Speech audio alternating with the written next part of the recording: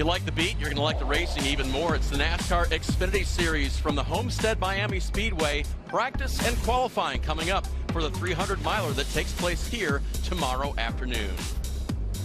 Alongside Hall of Famer Dale Earnhardt Jr. and one of his former crew chiefs, Steve Letarte, I'm Dave Burns. So glad you could join us on a Friday afternoon from here at Homestead Miami.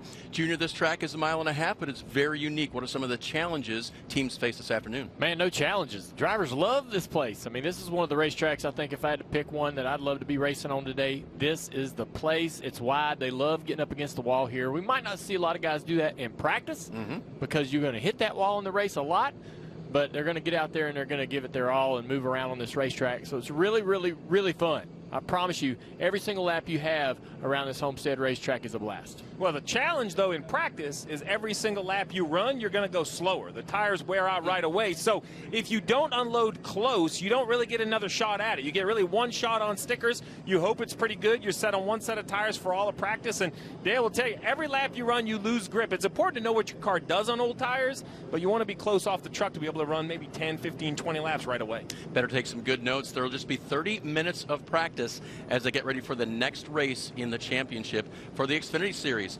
As far as the playoff standings go, one driver pretty happy because he won last week. That's Josh Berry. He's locked himself in to the championship 4 at Phoenix International Raceway. The other guys, not so much yet, Junior. There's some work to do. Yeah, it's pretty interesting the spread we have after Vegas. A lot of guys coming in here with some concerns. A.J. Allmendinger, obviously Brandon Jones. All these guys have the speed. They may be able to get up there and actually just have great stages, be able to turn this around, go into Martinsville in a much better position. Well, the good news for the field is that the favorite is Noah Gragson, who's already 44 points up. So if he is able to win this race, he doesn't upset the standings too much. And when I mean favorite, Vegas has him as barely 2-1, right? Like a heavy favorite on the rest of the field. He's known to run great here.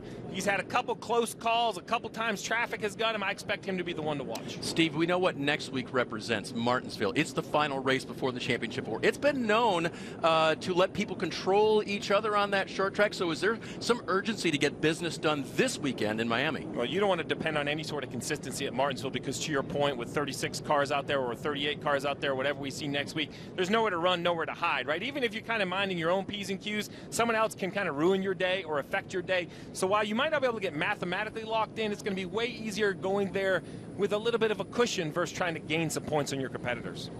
One of those drivers who would certainly like to make that happen here this weekend is A.J. Allmendinger. He's standing by with Kim Kuhn. Hey, Kim.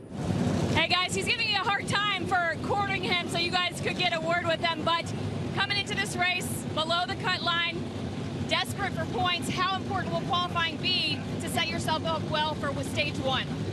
Yeah, I mean, qualifying's always important. You know, I feel like we don't necessarily have to win yet, but we got to run probably top 3 all the stages from here through Martinsville to really even have a shot in points. But, you know, at the end of the day, we just go out there. We need speed. That's where we lacked.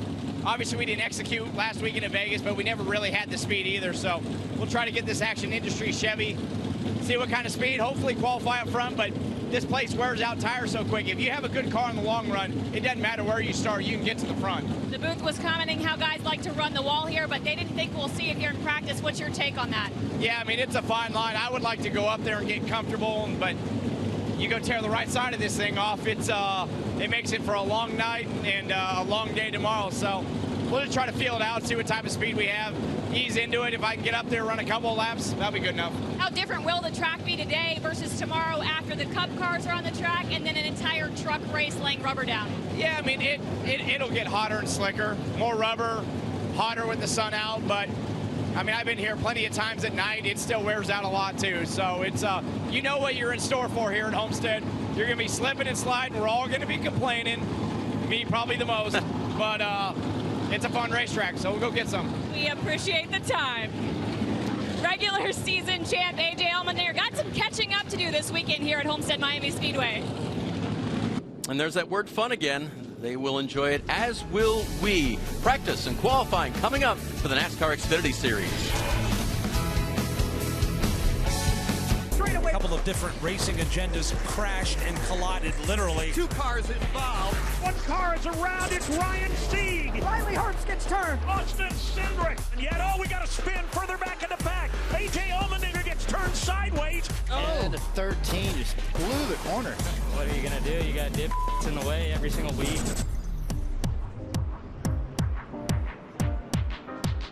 All that and more coming up at Homestead Miami Speedway this weekend. You can catch it on the networks of USA and, of course, our app tomorrow morning. Cup Series practice and qualifying on the NBC Sports app. And then it's the race for the championship, 3 o'clock. That'll get you ready for Sunday as well as Saturday. But Saturday's racing will be the Xfinity Series. Countdown to Green starting at 4 o'clock in the afternoon. 4:30 for the Xfinity Series. 300 miles here versus 250 last time, guys. So a little more action here on track. Should be interesting to see how the teams handle that, Steve. Well, and a longer race gives you more opportunity for to be on the wrong side of strategy. We talked about those long runs. You heard talk about how, tire fall off makes a difference. Now we're going to have longer runs. Should be a more exciting race. J.J. Yaley getting ready. He'll be one of the cars taken to the track for practice and qualifying here in Miami. Back at Homestead Miami Speedway, getting set for a 30-minute practice session, followed by single-car qualifying to set the field for tomorrow afternoon's Xfinity Series race. 3 races to go in the championship for 2022, and some of the drivers in the race will be going for that championship. Others have been eliminated from the playoffs and are still in contention. One of those is Jeremy Clements, Kim. And Dave, despite not being in the championship contention any longer, you still want a strong finish to the season. Last time we were at Miami in the Xfinity Series, a top 10 finish for you. What does a driver need to do right here to repeat a top 10 finish? Kim, that feels like a long time ago. Top 10, I didn't even remember that, honestly. But, man, I love coming to Homestead. This place gives us drivers options to put our Flying Form Concrete Air Crane Chevy construction Chevy up front. But I'm looking forward to it. I love running here. I'm going to probably start at the bottom in 1 and 2, and then middle in 3 and 4, and then you're going to have to be right up against the wall for the long run to be as fast as Xfinity Internet. But I love this track. Tire wear is big here, and it's just a lot of fun. So if we can just get this rain to go away so we can get a little practice under us and qualify, we'll be good. But I'm looking forward to it, and we got 3 races to finish it out. We want to finish strong and get another win. You mentioned what you'll be doing during practice and what we'll likely see during the race, but for qualifying, hopefully we get there. 2 years ago, the last time we did qualifying, we saw 2 different styles. Some guys wrapped the bottom the entire run, and some guys wrapped the bottom in 1 and 2, and then got a little higher in 3 and 4. What's your prediction on what we'll see here during qualifying?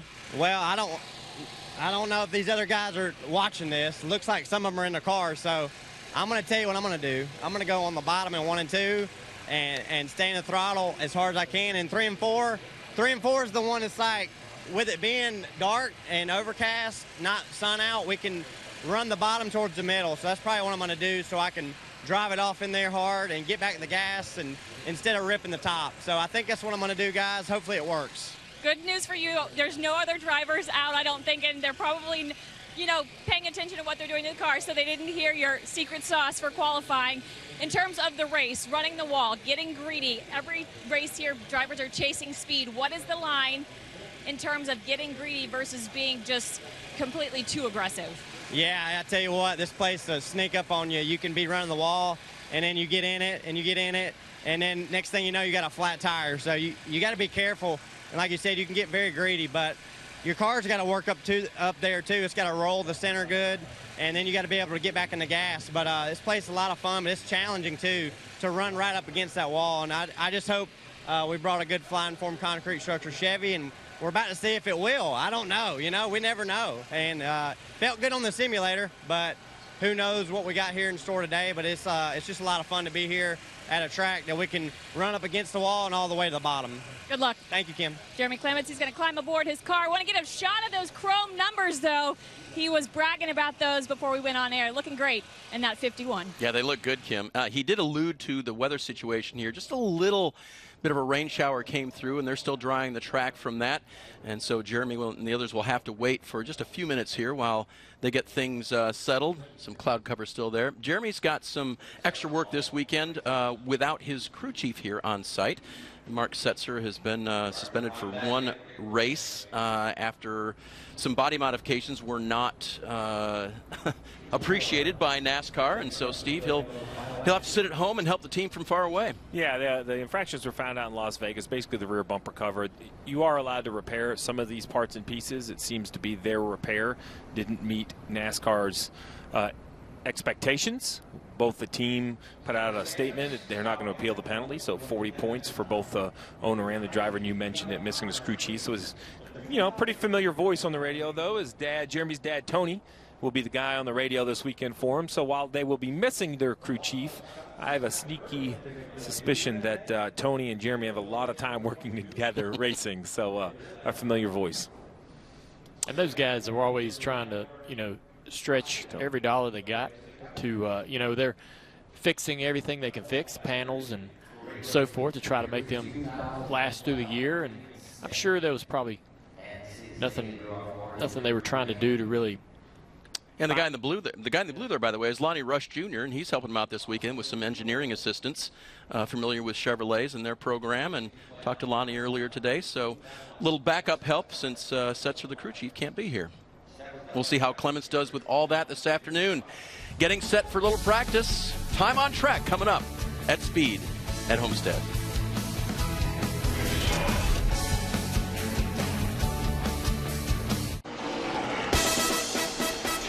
Race for Josh Berry. Check a flag right here. He will go back-to-back in Vegas. Amazing job, guys.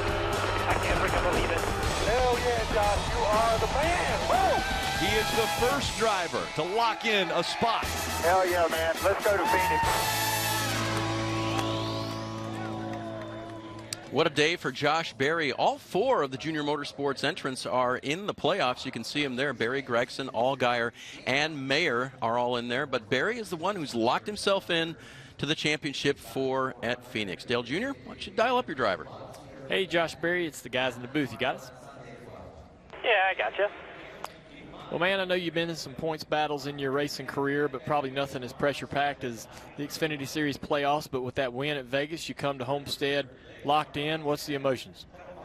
Yeah, no, it's been a great week. I think, last weekend was really special. I'm just really proud of the effort that all my guys have given me all year. And, we just stayed after it and capitalized, when it was our time. So we're going to enjoy these next couple weeks a little bit and get ready to go to Phoenix. All right, you're sitting there waiting to get this practice started. I'm sure you want to get some laps on this racetracks before the race starts. What are some of the objectives in practice today? Yeah, I think it's going to be interesting, right? I feel like the conditions are going to be a good bit different maybe than what we see tomorrow. It's been overcast all day. It's pretty cool. Been raining, obviously. Track temp will be lower. So we're just going to try to take it, make some laps, learn as much as we can, but still keep in mind what we were going to have for tomorrow. So got a beautiful looking High Rock Vodka paint scheme on the Chevrolet, and my guys told me to keep it out of the wall too, at least until 20 to go or so. I don't mind if you hit the wall in practice, honest with you. Just get up there, figure out how to run that top so you can run it fast all day long. I think you have to hit it soon enough. Eventually you're going to hit it. So, you might as well get right to it. Well, right now, that's kind of what I was thinking too. I think me and you are on the same page, but I'm watching my guys. They're shaking their heads right now and looking down at the ground. So I don't want to make too much work for them. But, I think, you got to experiment with it a little bit. But, who knows what will happen. So, I'm curious. I've never been in this situation that you're in, where you have won a race and you're going into the championship final round, but you've got to run two more events here at Homestead and here at Martinsville. What are you doing as a driver to prepare yourself for Phoenix now that you are locked in? Yeah, it's kind of, I think one thing, I kind of just think back even to the days with our late model car, right? Like, you prepare the same for every race, no matter what it is, whether you're going to a big show at Martinsville or a race at Hickory. You put in the same effort every week, no matter what. So, I think all of us, we're trying to stick to the plan of racing each week and keeping things as normal as we can. And obviously, just naturally, this is allowing us to look a little further ahead to Phoenix, maybe put a little bit more of an effort into that. Obviously, put some little extra work on the car, work out the logistics, all that stuff that's going to be that weekend. But we don't want to, we don't want to let our guard down. We want to race hard these next couple weeks and have some momentum going to the Phoenix. All right, how helpful as a team now that you're locked in can you be to your other three teammates? Yeah, that's going to be, that's going to be interesting. Obviously, there's going to be a little bit more probably give and take on my end. I think that, obviously I can't can't really make anybody mad the next couple weeks. I feel like, you know, I got to be on good behavior these couple weeks. Have lots of friends going into Phoenix, but yeah, obviously our goal here with Junior Motorsports is we want to get as many of these cars in as we can, and hopefully we can do that. All right, man. Thanks for talking to us. I know you got a lot of work to do today, and hopefully you'll be able to get on that track soon. Yeah, thank you, guys. And I just looked. I think it's his birthday tomorrow. Is that not correct? Josh Berry's going to celebrate this weekend and maybe celebrate with another win. Steve, he's interesting viewpoint from him, but Junior Motorsports as a whole has been so strong in these playoffs. Well, 14 wins this year. Josh Berry's win a week ago made 14, and 5 of the last 7. What haven't they done? Put 4 cars into the championship, 8 so far into the round of 8, trying to get as many as they can in the championship 4. Josh Berry's locked in. I think Noah could end up there. I mean, there's not a reason why any of them can't be there. They're just so good at the mile and a halves. And I do agree. I think Josh was playing a little coy. I think being locked in this early is a big advantage. I think you could focus on the Phoenix car, and really it was this amazing race at Vegas where he bounced off the fence and kept going. I thought that 8 car was done, but he kept going, and it was a great battle between 2 other Junior Motorsports guys. I mean, Sam Mayer at 19, while he hasn't won a race yet, for him I think it's all about, hey, kind of enjoy it. That doesn't mean you don't want to advance, but he's going to have a great career ahead of him. So just kind of take it all in, learn from these veterans, learn from guys like Josh, and it's been an impressive run. I do think it's funny, though, that the 2 guys that won't have to fix the car thinks it's okay if he bounces it off the fence at practice. Because I'm going to let you know right now, that thing hits the fence at practice. I expect to see the guy sitting next to me down there with a little Bondo, maybe a little decal cleaning it up. That would be Dale Earnhardt Jr. and Josh Berry who think that's okay. We'll see what they do in practice coming up.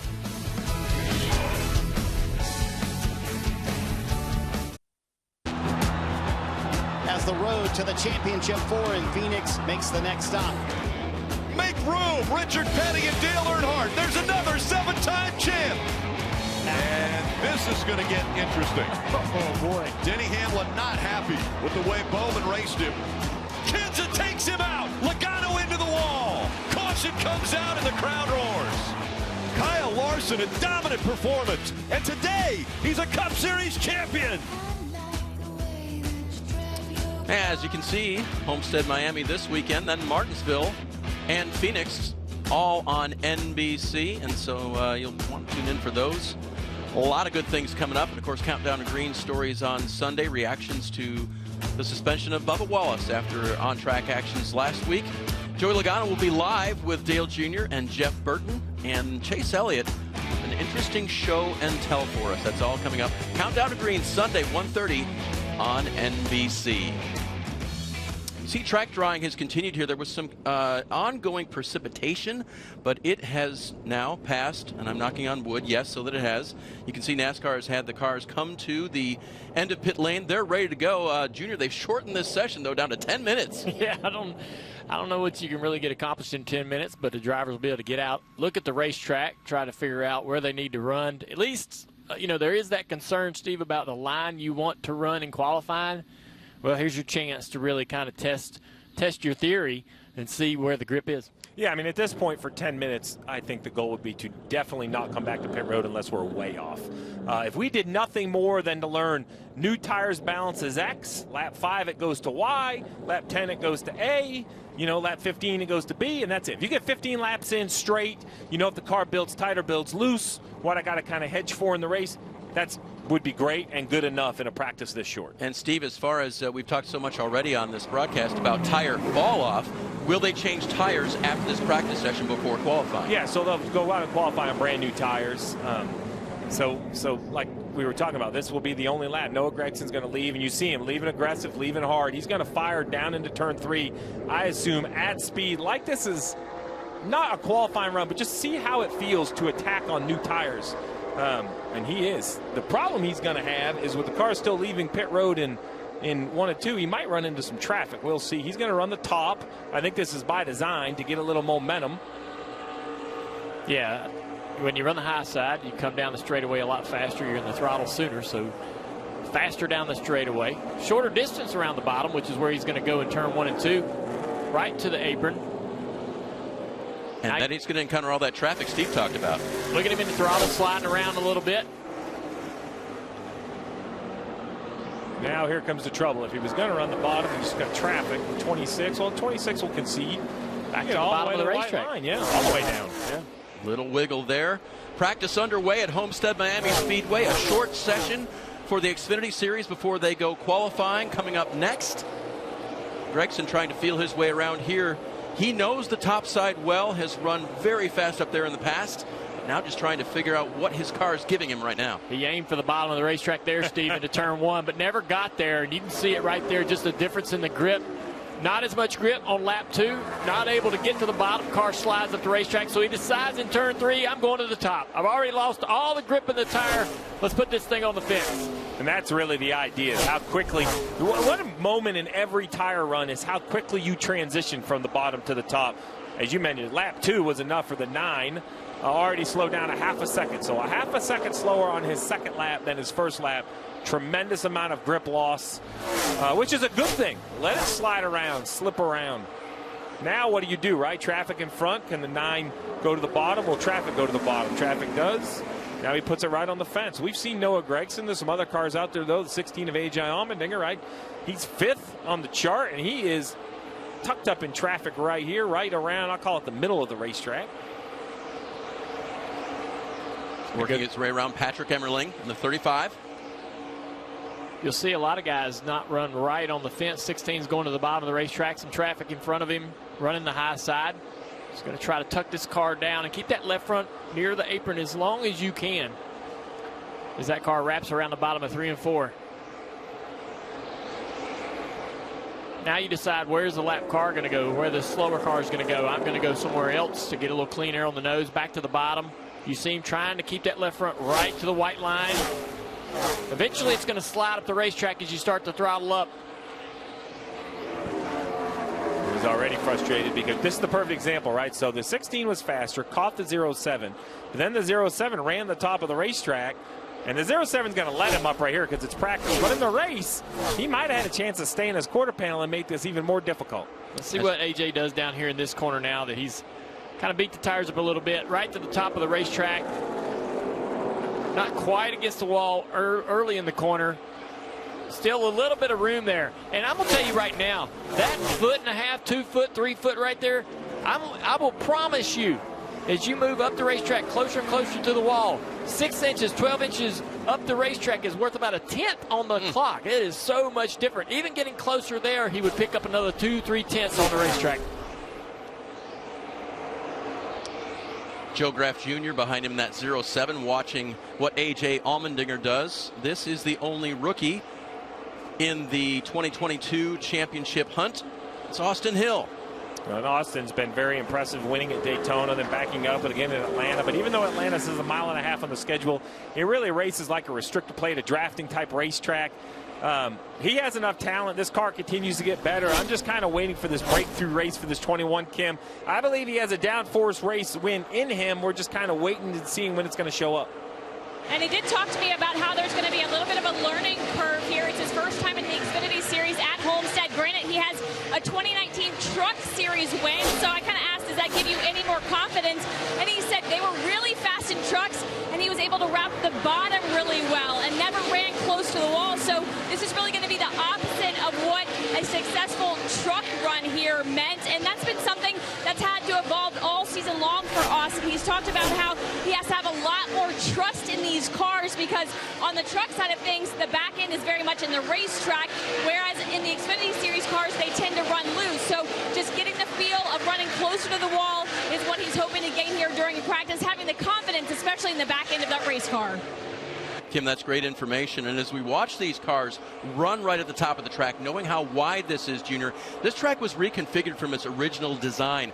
It has what's called progressive banking. So it's a little more banked near the top, a little less near the bottom, and gives them a chance to try different lines. Yeah, and that steeper banking on the top side is why a lot of guys end up going there for speed. See this 19 car, Brandon Jones, last 5 finishes at Miami, all top 10 finishes, top 5 finishes in 2020, 2021. Remember we had a double header here in 2020? Yeah. Pretty cool. Think back. Yeah. And I was actually part of that. But you see him running a lane off the wall, trying to get some clean air out here behind the 45 car. Parsons. And that's actually a line that you'll see a lot of guys run. Jimmy Johnson ran that line all the time. Would never really use the wall if he didn't have to. If he could make speed in the third groove, really, that was actually somewhere that he would run. And you'll see a lot of cars like Parsons running that line as well. So if you don't have to run the wall, we talked about the risk that these cars, face when they run really, really close. If you can run right where that 19 is and find speed, and you like what you got on the watch, run there. Save that right side. Save the potential danger of flattening the tire throughout the race. On the left-hand side, you see we've gone from fast lap to 5-lap average. That's kind of changed the running order, right? Castle now the top, but right here in second, the 54 of Ty Gibbs. Got a little lap tracker here. He kind of missed the first lap. I don't know if he was on the ground, but he's a pretty flat lap times after that, meaning he's very consistent, not dropping off. And surprisingly, when we went to him, he was running right around the bottom. I haven't been watching him closely to see if that continues, but he's a full car width off the wall. He's never raced here, Steve. That's one of the things to consider with Ty. And when I talked to Chris Gale, his crew chief, earlier today, he said, I want him to go up there, but I don't want him to go up there, but I need him to go up there. So you see Ty trying to figure out exactly how close he can get during this short practice session. And what you're alluding to about the lap time, Steve, is it's relatively good compared to Gregson, Castle, and he's not on the wall. He's running lower, which would produce a slower lap time. There's more speed in this car running the line that he's running right now, and he hasn't even shown that yet. So that's got to feel good to that team, looking at the lap times they're able to produce right there on the lower part of the racetrack. You see Sam Mayer behind him in the number 1 car, one of our playoff drivers as well, giving up a little bit of time to the 54 here. Sam's first time here. Yep. So he's out there really learning on the fly. This little 10-minute practice, he's going to try to learn about as much as you can in a couple hours in 10 minutes. Be prepared for tomorrow's race. Saw Sam this afternoon, and he was doing homework. Now, he's 19. The homework came from his crew chief and his engineer.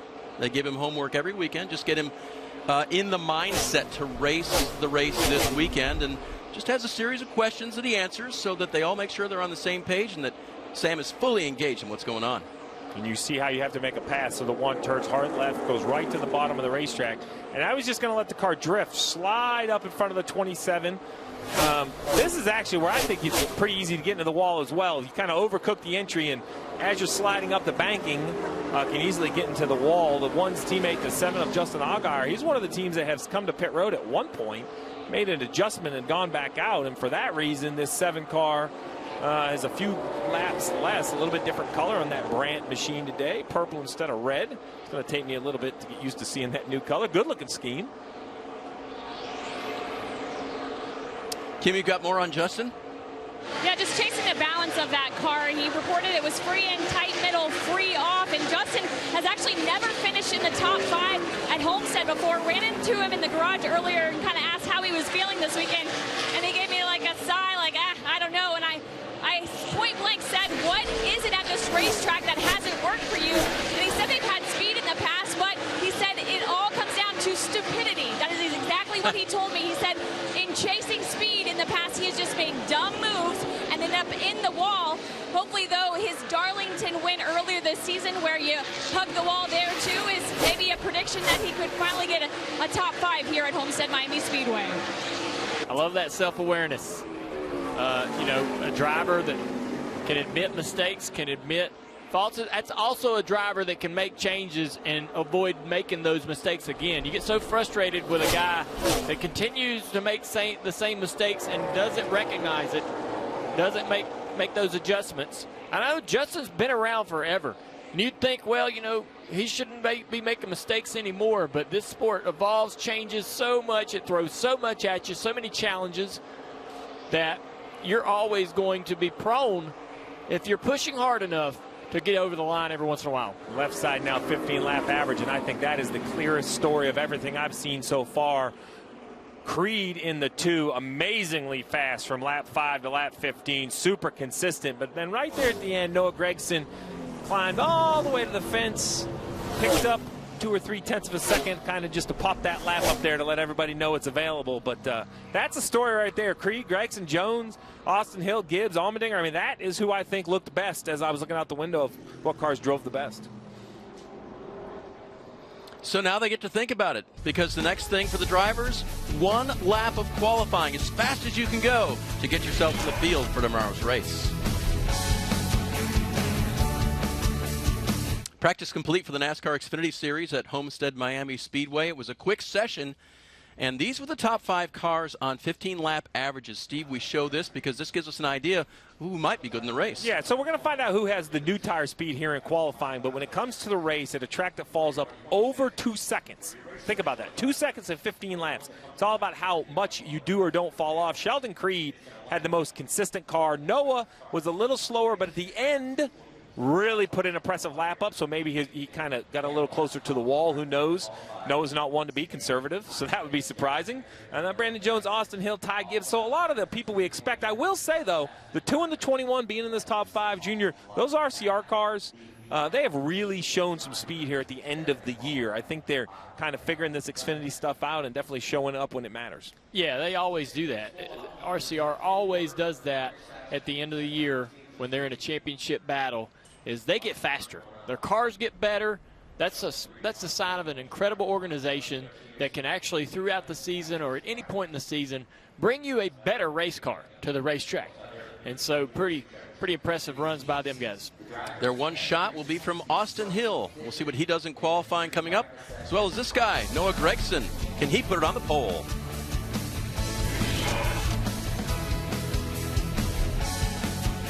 Speedway alongside Dale Jr. and Steve Letard. I'm Dave Burns, bringing you practice and qualifying for the NASCAR Xfinity Series. Kim Kuhn is on pit road, and she's caught up with a driver with a pretty fast Toyota.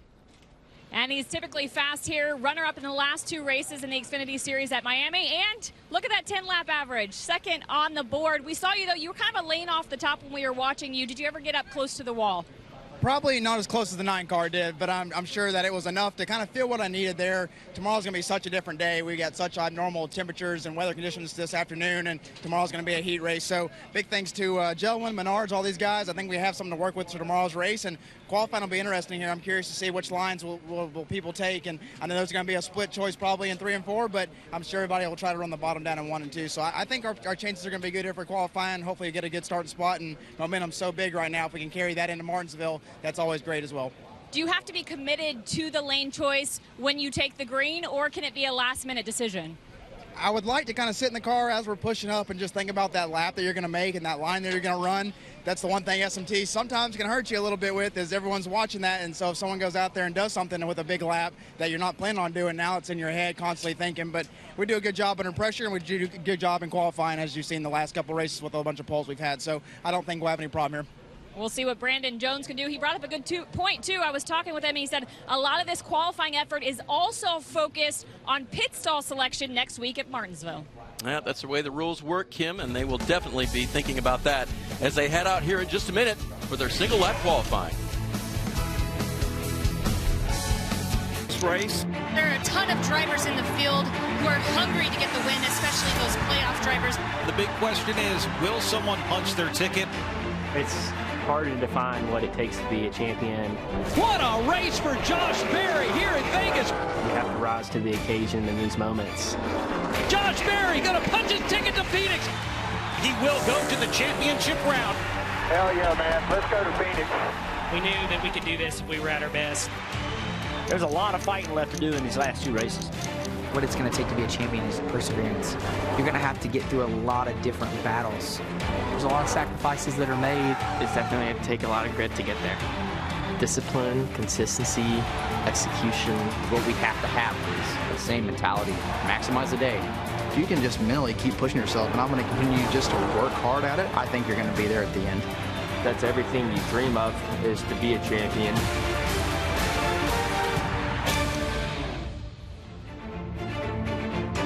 The drivers on what it takes to be a champion. One more driver will have a chance to maybe lock their way into the championship 4 at Phoenix with tomorrow afternoon's race. You'll see Countdown to Green at 4 o'clock on USA, and 4:30 the race will start on USA. Also, don't forget the race for the championship at 3, and we start the day with Cup Series practice and qualifying on the NBC Sports app. That'll be at 10 a.m. tomorrow morning. Well, one of the drivers who didn't make the playoffs but has been very quick and quick again today, Kim, is Sheldon Creed.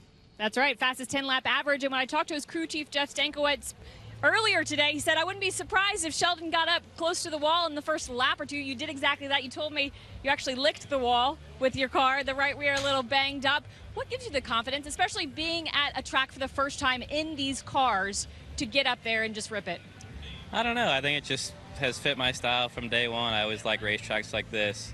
Homestead, Darlington, Kansas, just tracks where we can use, the whole surface and run around against the fence. I'm not sure it's just clicked since day one, but I tried running around the bottom and seeing what I had down there, and I thought I was pretty free, and my spotter said that people were starting to move up, so I jumped up there right away and was really happy with the car against the wall. So yeah, happy with how things are going. Got a new look this weekend. We have Whelen Aerospace Technologies on the car, and just want to finish the year strong. We've had such a tough year, and I just want to give my guys my all to finish out the season, and just appreciate everyone's hard work, and hopefully we can go qualify good and have ourselves a good day tomorrow. We see significant differences in lap times between guys that choose to run the wall and those that choose to run a lane or two below the wall. Can you feel the difference in that sense of speed when you're in the car? I mean, it's hard to. You're so focused when you're running the wall on your proximity against it, where when you're running the bottom, you're kind of tiptoeing and slipping and sliding, and then just trying to drive off the corner. So, yeah, I don't know. I think we'll definitely have to run the bottom for a while tomorrow to not hurt our tires too early, but I have a feeling we'll be one of the first ones up there, and hopefully can make good time and run up front all day. That's a big part of it here, is if you can get up front and get to the wall first, I think that'll be really important tomorrow. What about lane choice for qualifying? Where can we expect to see you? Oh, I can't give you my secrets. I don't know. I have a couple ideas. I think I'm just going to go with what feels right when I get there. Sheldon Creed, couple ideas, guys. So he obviously has not determined exactly what line he's going to run. We'll have to wait and see. Just on a bit of a hold here as we see a little precipitation there. NASCAR is trying to get the track ready for qualifying as Sheldon walks away. I mentioned he didn't make the playoffs, but it was really close, and the site was Darlington Raceway. He had to win, or thought he had to win. He didn't know how many points he has. That 17 right there is the defending Cup Series champ, Kyle Larson, and this is one of the best shows you're going to see all year. Beating and banging, then the 2 puts it right on the fence, kind of pins the throttle. The 9 bangs off the fence, does a nice job of turning left. And Noah Gragson getting one of his 7 wins on the season. I mean, we've covered a lot of great races, but that has to be one of the most memorable finishes of the year. And that's kind of, Sheldon Creed in a nutshell. Every time we talk to him, he seems to kind of beat to his own drum. He's his own guy, right? And he does the same on the racetrack. I thought we were going to see Larson and Sheldon throw fists on pit road. In the end, they got out, I won't say happy with each other, but excited for the great battle, right? And that's what you love to see, is 2 race car drivers that kind of left it all on the racetrack, and you can't see that little bit of scratch on the right rear quarter panel. That's nothing. You might as well show up with that much damage on the car coming here. I think Sheldon is going to be a guy to contend for the championship next year, and we saw the same sort of growth in him and progression in the Truck Series until he became pretty dominant in that series. I think that he has the ability and talent. He's just trying to figure these cars out. And, Haley Deegan even commented last week how different the trucks are to the Xfinity car. They drive completely different, the way you approach the corners and so forth, and what you can expect out of the vehicle. So it's taken a while for them to get going, but we're starting to see that potential in the team. Yeah, I think it's been a good year for me to get to know Jeff Stankiewicz as crew chief, because he came up with Sheldon from trucks, and I don't spend a lot of time in the truck garage. I didn't get to know him. He's been great to run into down in the garage area, and he kind of explained what him and Sheldon have kind of gone through to kind of figure out what is it that he's trying to feel in this car. Because we talk a lot about setups, loose and tight, but that's not just the whole idea. There has to be something. Every driver drives with something, either feedback in the wheel, in the seat, what they feel in the butt, what they feel with their feet. Everyone has something else that kind of triggers their reaction in the race car, and there's Jeff right there. He kind of said, hey, we had to figure out what it was with this car and how it drove. And once they figured it out, that car has been good pace. I mean, consistently good pace the second half of the year. And Steve, you were crew chief for Dale Jr., you were crew chief for Jeff Gordon. They had different its, right, that they like in the car? Yeah, totally. Like Jeff Gordon drives right off his right hand, right? The feedback through the steering wheel, he drives off the right front tire.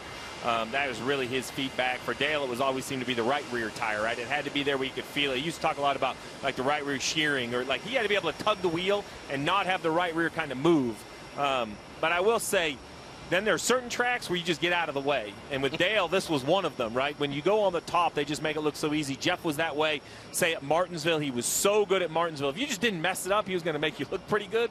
So there is an it in the setup, and I really believe there's also an it when it comes to a racetrack. Certain racetracks just fit drivers. Jimmy Johnson went to Dover. I don't know what it was. He could have been driving the pace car. He was going to have a chance to win. It was amazing to watch and fun to be around. With this racetrack, a really, really great handling race car is always going to be sliding the right rear tire more than any other tire on the car. Just ever so slightly sliding the right rear tire to where the driver can control it. And it keeps the car rotating all the way around the corner as you're up against the wall. If you ever get to the corner, so you drive into the corner and it's a little bit loose in, you're sliding that right rear. If it ever straightens out and that right front starts sliding in the middle of the corner, you're going to be slow. That is going to cost you a lot of time. You want that right rear to slide into the corner and continue that rotation all the way to the exit.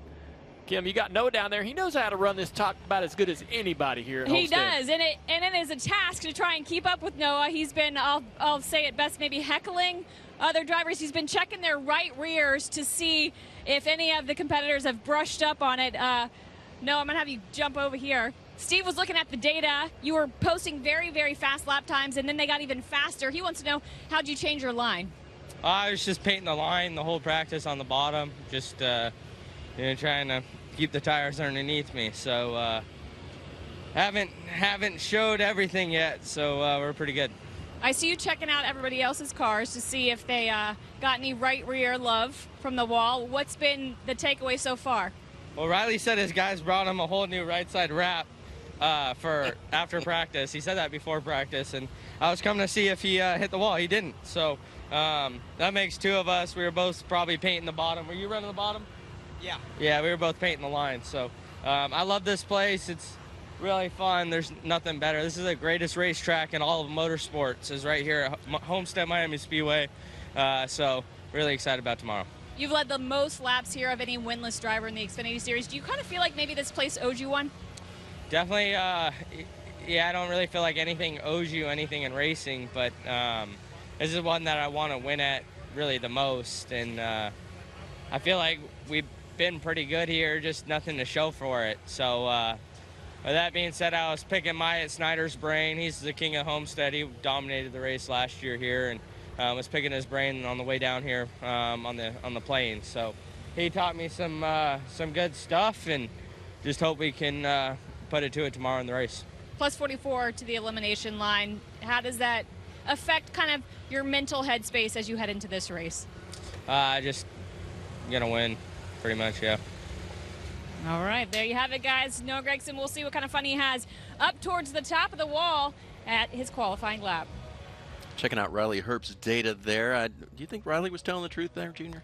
Yeah, well, I don't think either one of them told the truth about running the bottom. Yeah, exactly. We're sitting here watching them. Neither one, they weren't running the bottom. So, but there's a lot of poker being played down there. All right. While they wait, they qualify later in the order here. There are 40 cars to qualify for tomorrow afternoon's race. 38 will start the race, so 2 will have to go home. And Dylan Bassett will be the first one to try the Homestead Miami Speedway in qualifying today.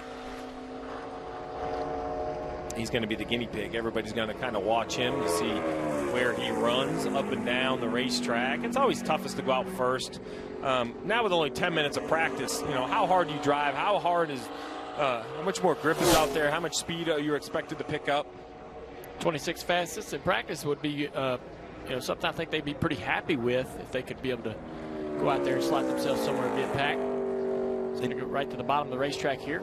They don't run all the races. Dylan and his brother Ronnie prepare the car, show up as many times as they can, and the challenge is how hard do you push it in practice, potentially have an issue when you know you've got to make the race on speed. They don't have a lot of participation points, if you will, to get in. Yeah, I think they can go out there and be pretty aggressive right there, just like that. You see it, and you're gonna think that that's probably a big deal, but you're gonna see a lot of cars make that kind of movement, trying to get everything they can in qualifying.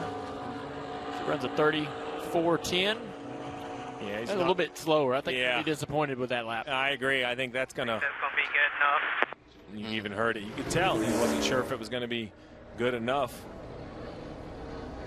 Canadian Alex Labbé next on track for Mario Gosselin's team. A couple of team cars in the event here. Switch back and forth between the 36 and the 92. Josh Williams will be in the 36 this weekend. Labbé will run the 92. And he ran a 34.11. So, and we're watching his lap time.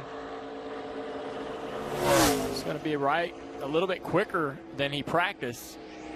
And I think he gained time on Bassett because of that issue we saw with Bassett in the middle of 3 and 4. Alex top 15 here last year, so he's found some success at this racetrack. And I think this is one that laps definitely help, right? We talk a lot about simulation and tools. When more content, more bumps, more worn racetrack, experience helps, and you see it right here with Timmy Hill as he goes to the bottom and gains a lot of time. Look at this lap he's putting together. Yeah, Timmy was 34th in practice and was well outside the 34-second bracket at a 34.24. This lap currently is going to be in the 33s. If he can have the same success down here, he might be close to the high 32s. Oh, he gives up a little bit on exit. Now it's going to be a 33 and change, but definitely the fastest so far. Let's head down to pit lane and Kim. And Chandler Smith playing double duty this weekend, still running for a Truck Series playoff, but making your third Xfinity Series start. You've got the Sam Hunt Racing colors this weekend. Biggest difference here at Miami between the trucks and the Xfinity cars? Horsepower is probably the biggest thing that stands out. That, and there's no side force, right? And at the end of the day, you're still driving a truck, not a car, and this is a car. So there's a lot of differences. I feel like the Xfinity car is honestly, excuse me, easier to drive than a truck. I'm kind of disappointed I wasn't as fast off the truck, but there's a few things that we had going on that kind of hindered our speed. But I really feel like our Charge Me, Wear Me, the Toyota Supra is just as fast as Xfinity Internet on the long run. So with that being said, I'm pretty confident for tomorrow. In terms of the line, we'll see you run similar to what we'll see you run in the truck, or is it pretty different in the Xfinity car? I feel like Xfinity, you got to be on the top. I mean, I've watched a lot of film. The guy that wins the race, well, I'll say the guy that wins the race. The guy who should have won the race has wrecked quite a few times now, but the best guys rip the fence and are consistent and really good at it. So, and that's in an Xfinity car. If you can make your truck work on the bottom and just be disciplined, they're probably going to win the race too. So it's just a fine line of, you know, risk versus reward for us on the truck side. We don't want to go rip the fence and rip the thing off, the right side off of it, and then beat ourselves. So it's just kind of like we're here just trying to collect our points and let's go home. All right, guys, I think we need to start a tally. How many times we're going to hear the phrase rip the fence this weekend at Homestead Miami Speedway? And that's a positive thing, ripping the fence, running that lineup there. You saw Brendan Poole do it and B.J. McLeod do it as well. They have now put their time in. Let's see what their lineup will be, where they will line up for tomorrow afternoon's event. This is Patrick Emmerling. He did a really nice job through turn 1 and 2 there. He did. Now it's decision time. Does he shoot for the bottom again, or does he try to maybe run the middle? I'm not sure I need to run the top of 3 and 4, but I think I would run a little higher than the bottom. I think you can run kind of that one groove up, maybe, and have a chance. That's a good clean lap. You know, watching him just really smooth, didn't push the car and have any big moment that would take a lot of time out of it. 33.61. Patrick is part owner of this car along with Joey Gase, so maybe that had something to do with it, Junior. Protecting the assets. Take care of his car here. Here's Kyle Sieg.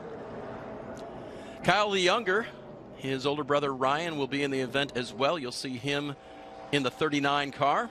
And that neon on the car is really just to be able to differentiate between the two cars. They'll look very similar out there on the racetrack at times. His brothers have the same sponsorship packages at some races. Yeah, CMR Roofing's been a big supporter of the Sieg family, really. Both drivers, both brothers, we see it. So, yeah, a little bit of orange probably helps the spotter out. See if it does anything for speed. Kyle will be 5th with that lap. Kim? And catching up with Myatt Snyder, lots of drivers looking at you because the last time Xfinity Series raced here, you were in victory lane. In fact, Noah Gregson said he picked your brain for some tips. You don't have to give away your secrets, but how much information are you sharing with these drivers that are just clamoring for, how do I run better here?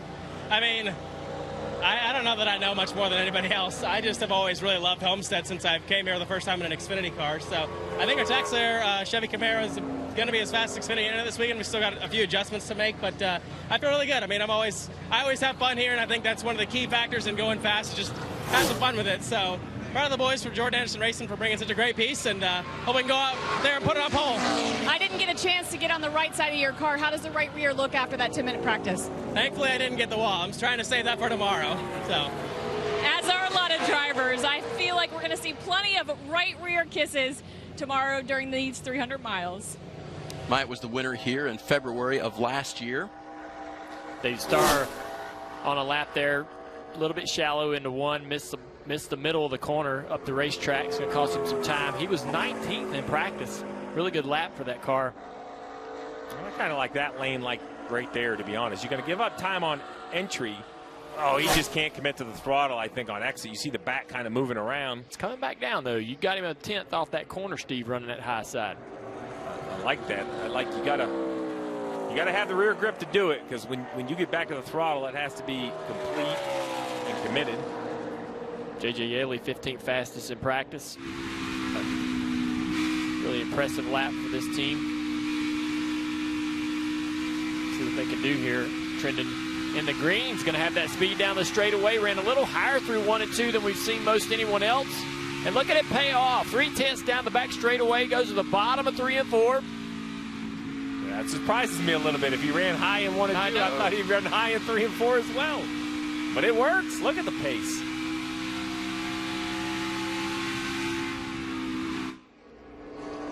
To the top, and nice to be on board this weekend with J.J. Yaley. Buddy, 32.95, buddy. They're happy about that one. That was a good lap. So Yaley sets the new standard, 32.9. Mason Massey will see if he can eclipse that. That's a really good lap out of that 66 car.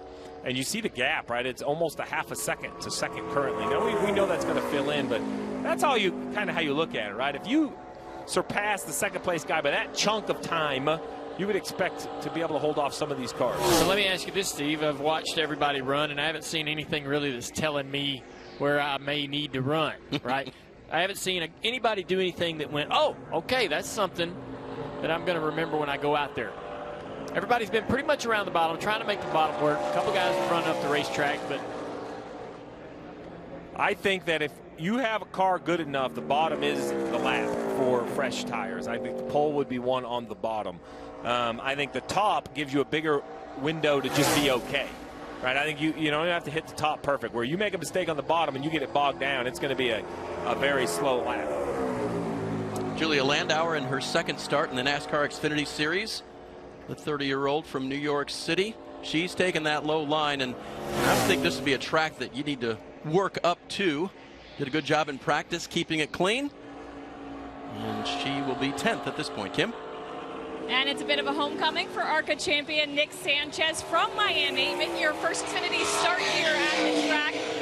For you, what's this like? How proud are you to be representing your family and your hometown of Miami? Yeah, it's super cool to finally race in my home track in Miami. I have a lot of friends and family here. I mean, this is where I grew up. So to come back here in the Xfinity Series is awesome. And in terms of expectations, we've seen you do some great things with Big Machine in your limited time in the car. What's the goal here for this weekend?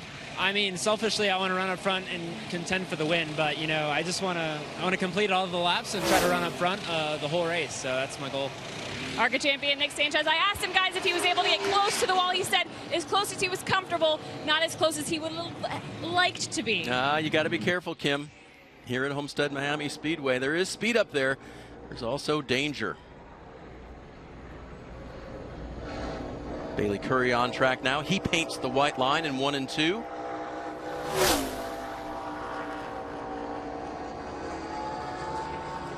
Sun clearly has gone down now, and we've chased a few rain showers out of the way to bring you this live qualifying for tomorrow afternoon's 300-miler here. Bailey's had a couple of top 12s this year. In his last 5 Xfinity starts, actually, showing some good runs. Going to be third quick now. Yeah, I would say a definite uptick, Junior, that we've seen later in the season here. And part of that, I'm sure, is equipment. Part of that is the Bailey becoming more comfortable. Josh Williams out on the racetrack now. Hammering around the bottom of turn 1 and 2. Chasing down that lap that J.J. Yaley put up there. Yeah, The more cars that run, the more impressive that lap is. And I looked at that lap of Yaley, and I'm thinking experience, Junior. JJ has raced here so many times in the Cup Series and the Xfinity Series. Kind of knows it, you know? JJ surely runs a lot of laps. Every time you look, he's in an Xfinity car, a Cup car, competing. It's been around a long time. Yep, 9th for Williams. This is Joe Graff Jr. He's got a couple of top 16 finishes here at Homestead. He's going to run the middle. This will be interesting to see. He's going to give up a little bit of time through the center of the corner. Watch down the back straightaway. See if that time drops. Actually, no. He's going to kind of sit there flat at 24 seconds or 24 hundredths behind.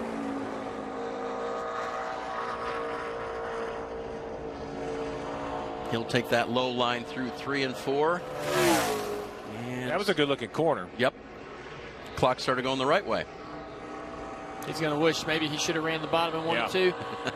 I don't know if he shot for the bottom and ended up in the middle or just planned the middle.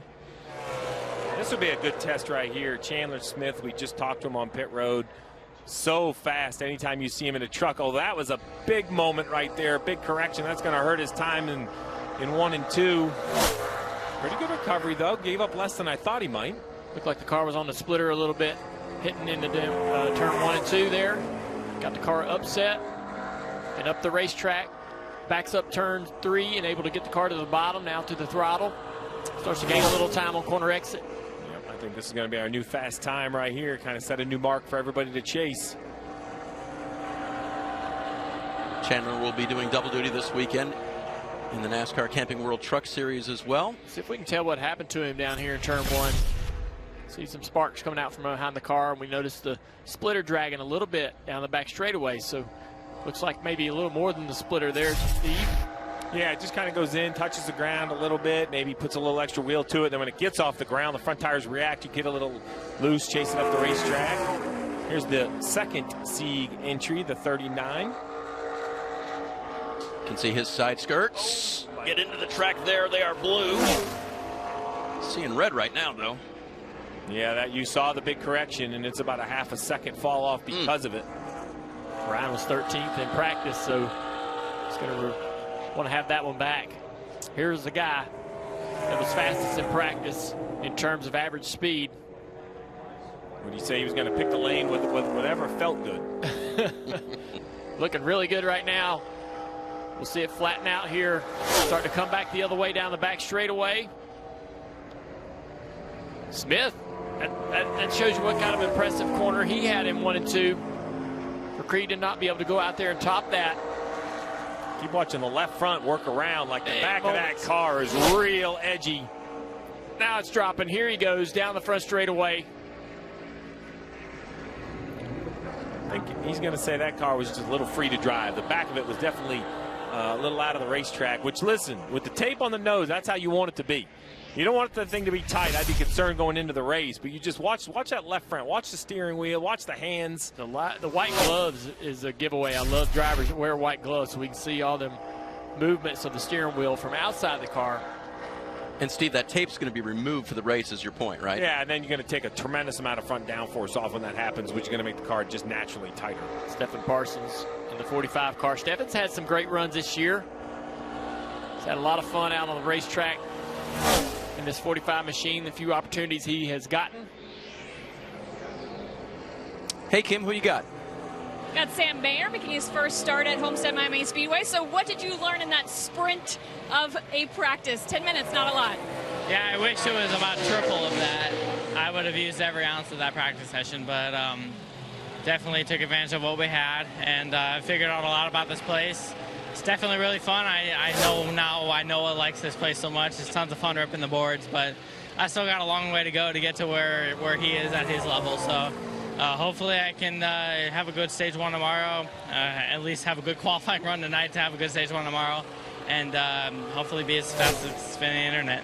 You've been watching these guys make their qualifying lap. You saw Sheldon Creed. You said, no, thank you. How have the runs you've seen affected maybe which line you're going to choose for your qualifying? Yeah, I mean, I've gone back and forth for about the last 5 minutes about 100 times, so I don't know what I'm going to do. I guess we're going to wait and see how many more pretty good quality cars right in front of me are going to go out and see what they do. But I mean, I'm just going to base it off of them, really, and just send it and hope it sticks. Send it. Always love to hear that. Hope it's safe on the other side. You saw a great lap by Kyle Weatherman. He's currently second. This is Chris Wright.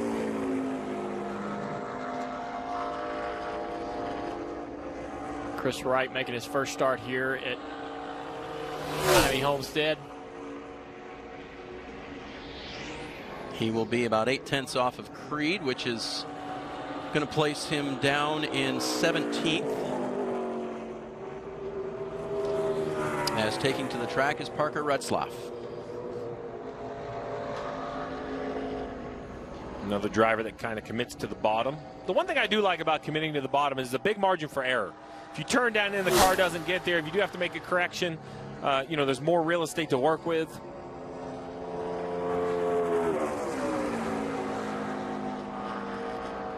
Down to the bottom in 3 and 4 as well. That car is sticking out. Now moving up out of the groove just a bit. Using all the racetrack, Junior. Yeah, Parker is going to slide into 13th position there. He gets limited opportunities in many different cars this year, trying to learn what he can. Let's see what Myatt Snyder decides to do line-wise. Yeah, about a half a groove. Nope, now he's painting the line. That's a pretty nice entry. Didn't overdrive the entry. Got it all the way to the bottom. I thought he would be a little bit more successful on corner exit.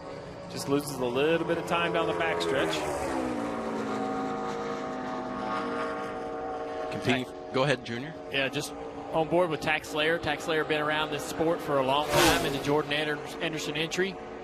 It's going to be about 3/10 off the pole. I'd be pretty happy with that, to be honest with you. I know he's going to wish he could get a little bit more, but runs this racetrack really well. Can move forward through the field tomorrow.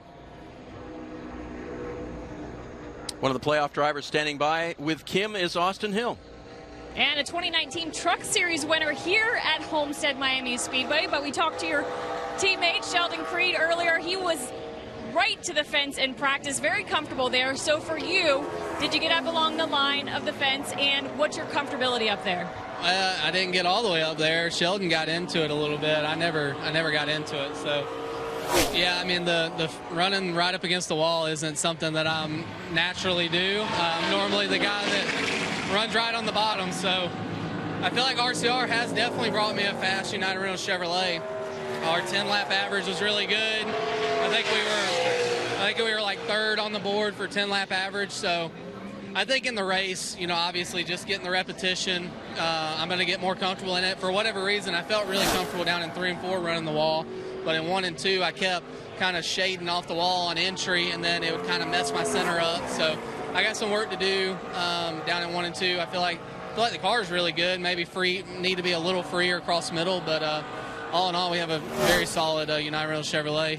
So this is one of those kind of treacherous qualifying racetracks that you go to when you do a qualifying lap here. So hopefully we have a smooth one. It looked like our teammate Creed got really loose there during his lap. So we'll see. Good luck. Thank you. So guys, does it worry you if your driver says they like to wrap the bottom when it's a track where they're running the high line? No, I don't think so. I mean, on restarts, when the tires are new, you're going to want to try to get as much as you can, take advantage of guys, and maybe run that bottom is what you can do for about 4 or 5 corners. Make some spots for those guys that go to the top a little bit too quickly, because they do go there a little quickly and prematurely and they'll give up a little time that lap or two that they do that, so he can roll the bottom and pick off a few spots. Yeah, good lap right here at Sanchez in the 48. It's going to clock right in the 4th position. But think about this. I mean, he's only run 15 laps is probably what Austin Hill got there in practice, and he can already tell you exactly what he needs to work on. The entry to 1 isn't like I want it to be. I'm okay in 3. Like, this is the guy that he may prefer the bottom, but his talent will show that you give him enough laps and a little bit of practice and all day long, he'll be fine around the top. I think, too, it tells me he's got a really fast race car. If he's not doing everything just right and he knows he's got a lot of room as far as moving up the racetrack closer to the wall and so forth, and he's still able to put those laps he's putting down in practice, he's got some speed.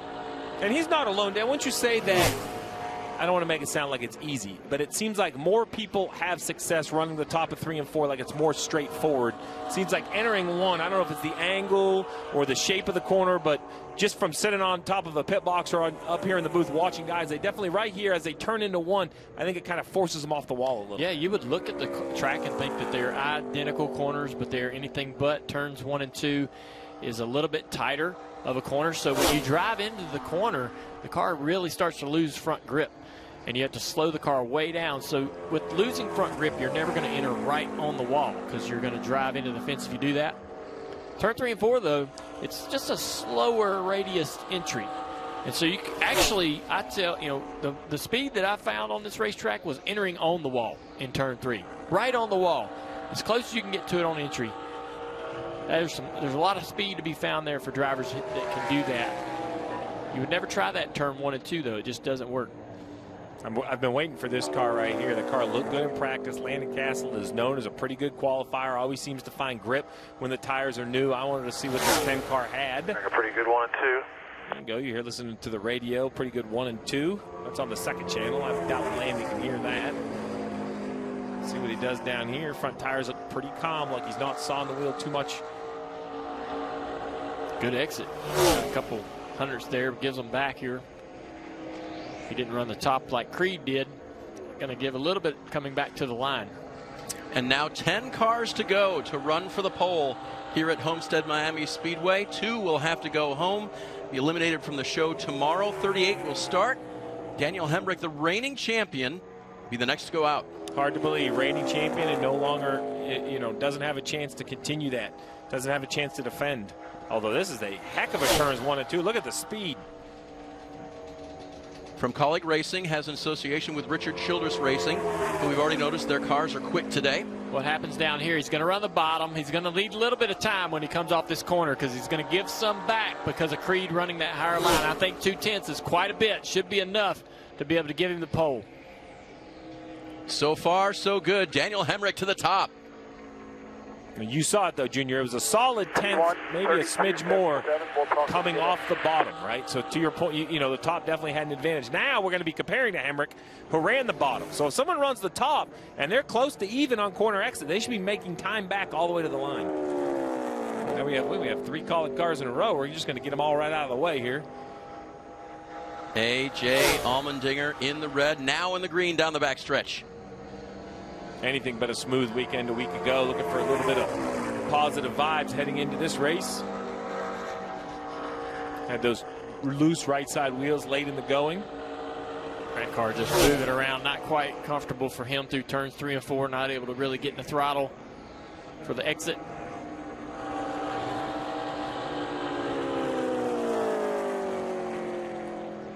Now here comes the heavy hitters. We've seen the Toyotas, really all of them at times qualify great. Junior Motorsports cars qualify great. And that's kind of what we have left, right? We have 1 RCR car left.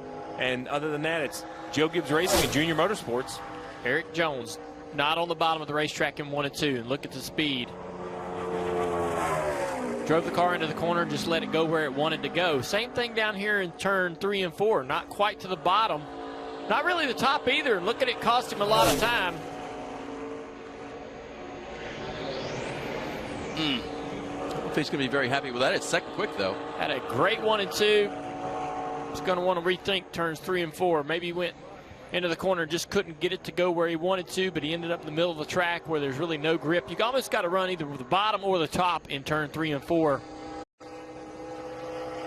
Sam Mayer, having never raced here before, he's kind of on his own out here right now trying to figure out what to do. And I'm okay with middle of the track. I'm okay with really wherever this lap comes. Just avoid a big mistake. Like right there, conservative entry, a groove off the wall. But I think that's going to protect him from a big mistake on corner exit. He keeps good momentum. Lane off the wall, 3 and 4. There you go. You kind of heard it, lane off the wall. I know there's more speed to go higher, but he's going to start inside the top 10, I would imagine. Clean right side on the car. I like that approach from the youngster. 19 years old, trying to win an Xfinity Series championship. He still has a shot, as does this driver, Austin Hill. And don't get lulled into complacency. That wall will reach out and grab you here. Hill right around the bottom. Getting to the center. Line looked good.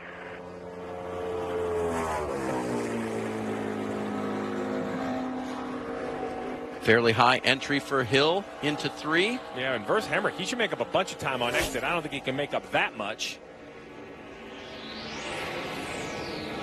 And that will only be good enough for 7th. The RCR cars that were so quick in practice, not able to back it up in qualifying. Good look at Daniel Hemrick there, watching to see how many of these drivers he can dodge. Trevor Bain's in the green. Trevor Bain kind of snuck past us in practice, didn't really show up on the sheet. Yeah, he's not going to sneak past you here. Wow. He's going to come out here in qualifying and put one down. And that's a straight commitment to the top right there. He just drove it right into the top. And you'll give up a little bit of time in the middle of the corner, but there it goes. Drops like a rock coming down the straightaway. Wow, by over 3.5 tenths. Trevor Bain to the top. Attaboy. 32.40. That's a great race car, but that's also Trevor Bain with lots of laps at this racetrack. Yep. He knows this racetrack just like any guy that's ran as many Cup races here as he has. Can he avoid the next 4 drivers who are all going to try to take the pole away from him? First up, Justin Allgaier. And you can see now that we're comparing to that 32.40, which is such an impressive lap, the 7 losing time, front end, you can see it steering back to the right time and time again. You watch, look at that left front tire. Tons of correction. The tail of the car kind of moving around, just not locked into the racetrack. Not a lot of comfort for Justin. They struggled in practice. They continue to struggle in qualifying. He's going to be 17th. Wow. And that is going to be an uphill battle early. Here comes Ty Gibbs, teammates with Trevor Bain. Will his Toyota be as quick? By the way, if you're looking for the ISU Grand Prix of Skating, Skate America on USA can be seen on Peacock. We will join them right here as soon as we're done with Xfinity Series qualifying. And it remains to be seen who will grab the pole here. Ty Gibbs is getting close.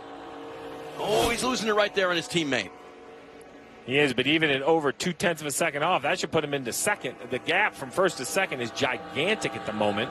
That closes it a little bit, but Trevor Bain still has over 2.5 tenths. Got way too loose on the entry there. Go look at 3 and 4. All right, last week's winner, Josh Berry. He's the one guy that really doesn't have anything to lose. I mean, he knows he's on to Phoenix, try to enjoy the weekend, learn a lot. I think that's great for Josh. Like, he's going to be in this series again next year. This race could be the most vital race of his season next year. This pressure off moment, he can take some risks, runs the top, learn as much as he can. That announcement was made. Josh back officially. He is up on the wall there. That lap is not going to be good enough for the pole, but it was exciting. Junior, I'm going to give you all credit. That's a good-looking car. Thank you, man. All right, that's a good-looking car.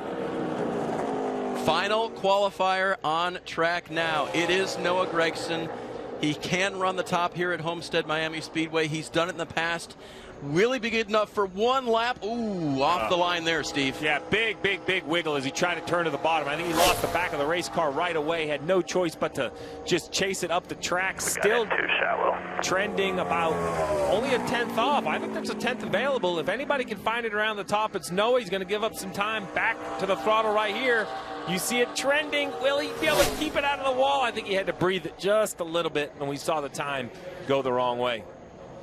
Oh, Gragson doesn't make it, and Trevor Bain, the 31-year-old from Knoxville, Tennessee, will be the pole sitter.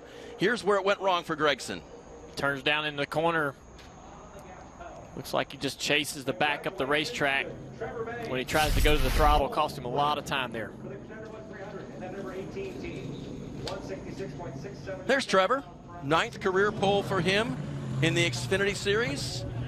And he had to sit and watch the others finish their laps. A little nerve-wracking. How'd you do it, though? Oh, man, I just had to commit to it. I got to the bottom too early in 1 and 2, and I wanted to drive in deep, but it forced me to drive in shallow. And once I got to the bottom, it started to leave it, and I just had to commit to the throttle. I knew at that point if I tried to hold the bottom, I was going to lose speed. So it stuck, made it off the corner, and then, watching 2019 qualifying, I've been studying that for weeks, and they ran the top over there in 3 and 4, and so I was surprised more guys didn't do that.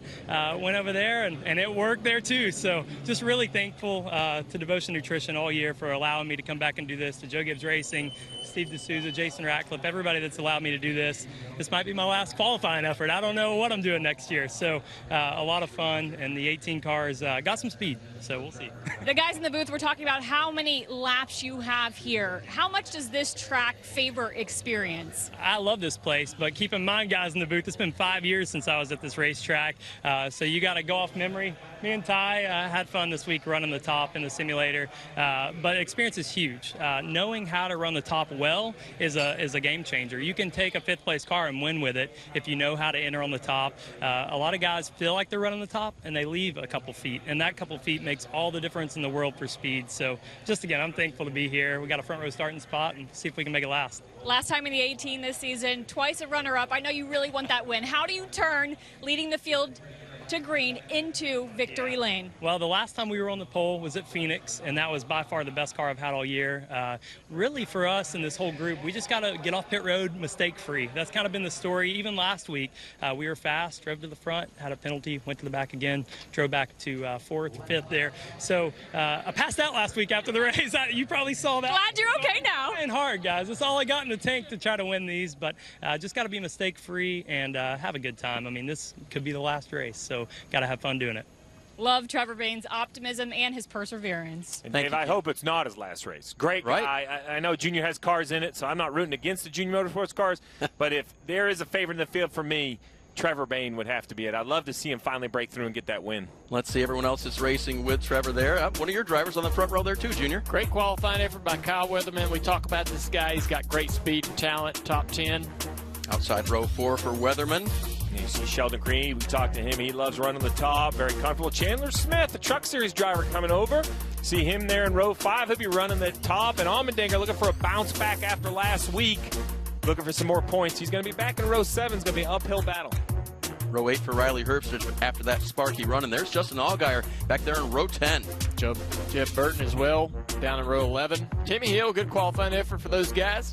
Yeah, Justin's going to just, traffic. You just got to have to find his way through traffic. And there's opportunity for all these. Ryan Sieg, Jeremy Clements trying to have a good finish to a season where he made the playoffs. You see back there David Starr, Josh Williams. And final page here, you'll see the last 3 rows. Julia Landauer made it in her second Xfinity Series start, and the 2 that did not make it, Dylan Bassett and Alex LeBay, will not be racing tomorrow afternoon. Back down to Kim.